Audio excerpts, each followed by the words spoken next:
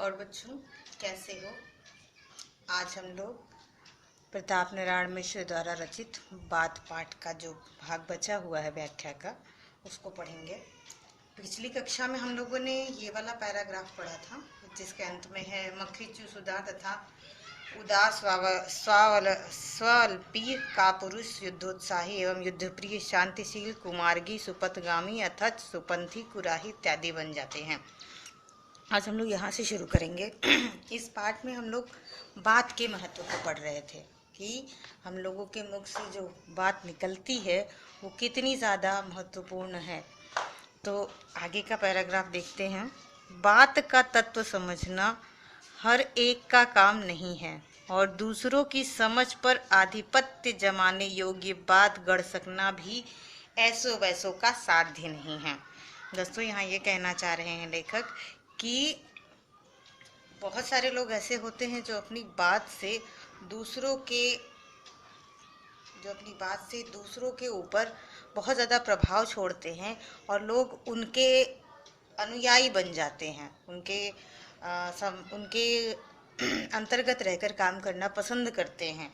वो लोगों पे आधिपत्य सा जमा लेते हैं। लेकिन ऐसी बातें गढ़ सकना भी सरल नहीं है या आम लोगों की बात नहीं है। ऐसे बातें बनाने के लिए आपके पास एक बहुत अच्छा व्यक्तित्व होना चाहिए। बड़े बड़े विज्ञवरों तथा महाकवीश्वरों के जीवन बात ही के समझने समझाने में व्यतीत हो गए हैं। सहृदयगढ़ की बात के आनंद के आगे सारा संसार तुच्छ जसता है।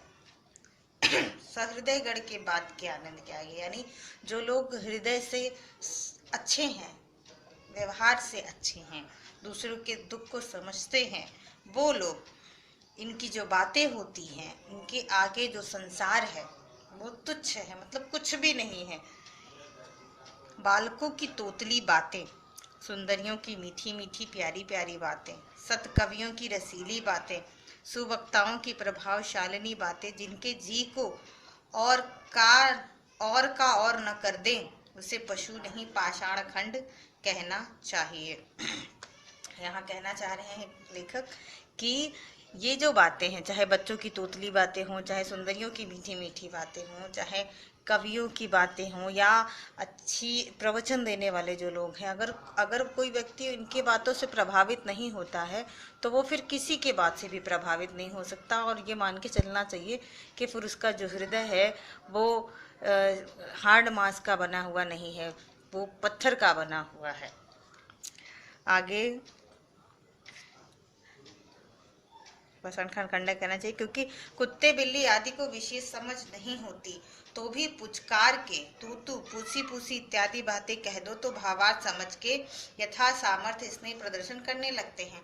फिर वह मनुष्य कैसा जिसके चित्त पर दूसरे हृदयवान की बात का असर ना हो।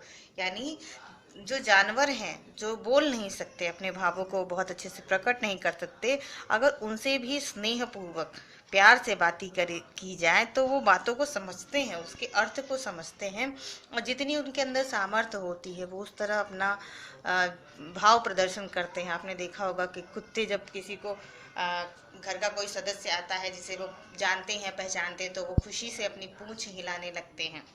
और जब वो गुस्से में होते हैं तो उनकी पूंछ जो होती है वो खड़ी हो जाती है। अब उनसे बात करने की कोशिश करेंगे तो उनके कान खड़े हो जाते हैं। आप कहेंगे कि जाओ ये बॉल फेंक दीजिए और बोलेंगे जाओ लेके आओ, तो वो लेके आते हैं।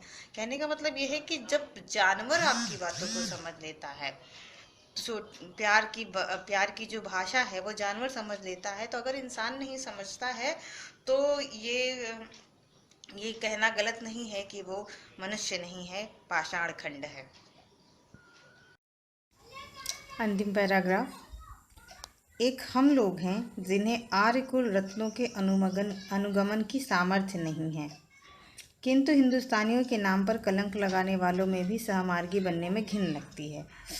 इससे यह रीति अंगीकार कर रखी है कि चाहे कोई बदकहा अर्थात बातूनी कहे, चाहे यह समझे कि बात कहने का भी शऊर नहीं है, किंतु अपनी मति के अनुसार ऐसी बातें बनाते रहना चाहिए जिनमें कोई न कोई किसी न किसी के वास्तविक हित की बात निकलती रहे।